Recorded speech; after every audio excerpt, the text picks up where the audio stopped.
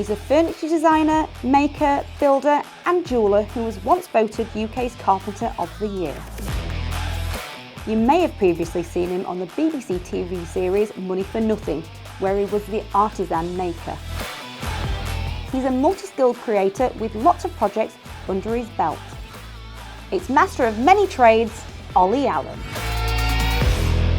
Well, it's nice to see you again, Ollie. It's been a few years. Now, I know what you do, because you've got a lot of skills, but people may not know at home. So, in a nutshell, describe what you do.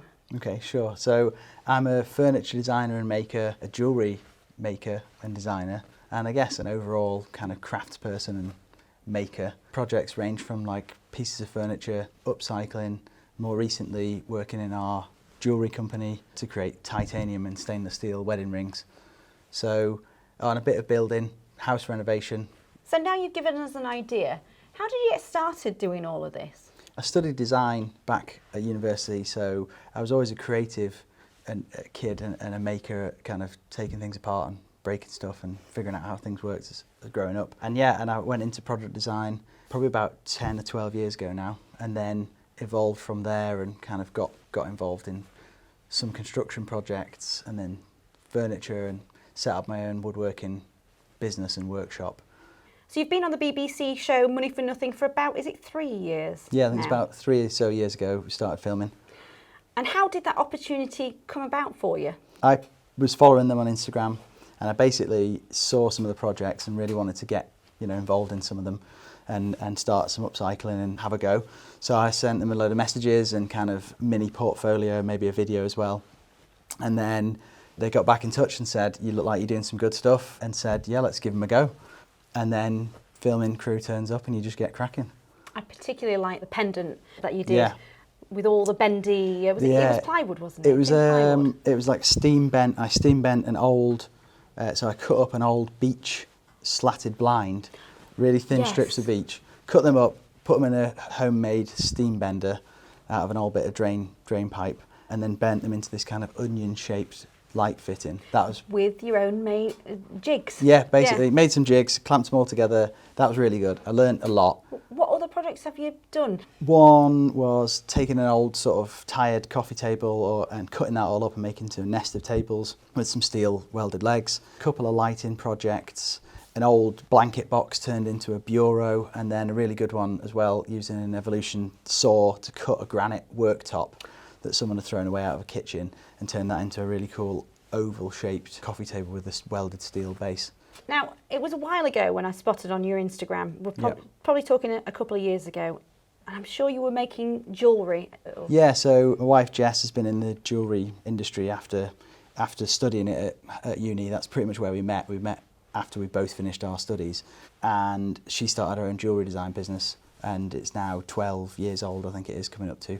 And so I was doing my woodwork thing. Basically, she needed some help because she'd got a couple of orders for some stainless steel wedding rings, and we just had our first child, Carmen, and she'd basically gone back to work really quickly after, and then these rings that she'd collected from one of our friends who was making them had disappeared. So this couple were getting married in like 3 weeks' time. Mm-hmm. And Jess was like, with baby brain, thinking, where on earth are these rings? And the only option, because our friend who made them was away, was for me to just have a go and basically started making rings the hard way. Well, with all these ideas flowing, where do you get your inspiration from? Loads of different places, really. I think seeing what other designers and makers have created and artists, and looking online, YouTube videos, seeing what projects you're making and other people. So it's tricky, but I think having an overview and kind of taking your pick of what things you see on the internet.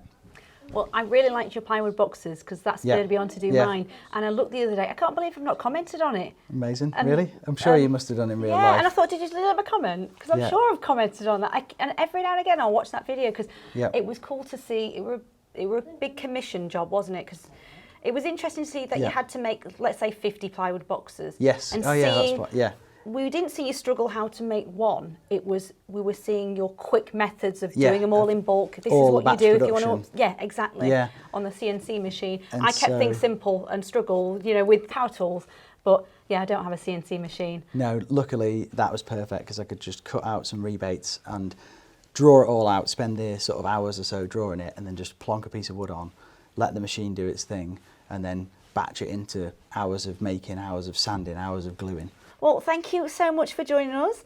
And it's been great to catch up. Yep, and I'm sure we'll talk later as well about plans, ideas and things. And if you want to see more of Ollie, don't forget you can find him on YouTube, Instagram and his website.